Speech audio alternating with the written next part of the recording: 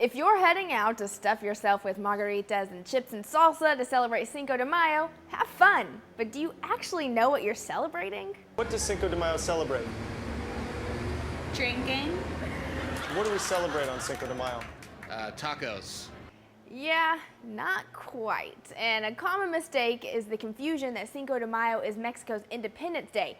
Nope, that's wrong too. So let's clear it up a bit. It's probably not as exciting as that party you've got planned to celebrate, but we'll take you for a little history lesson anyway. May 5th, 1861, Mexican President Benito Juarez admitted the country was too poor to pay off its debt to European nations, so French troops came to seize Mexico as compensation. And it was war. Mexico's army was vastly outnumbered by the French, who were also better trained. However, what makes this day one of celebration was Mexico's ability to withstand the French.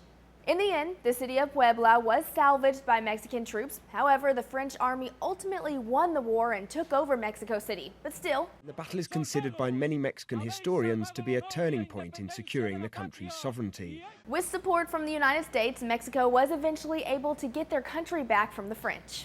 You might actually be partying harder on the 5th of May than anyone else in Mexico. Well, except for in Puebla. So why is it that so many Americans get more excited for the holiday than the country it originated in?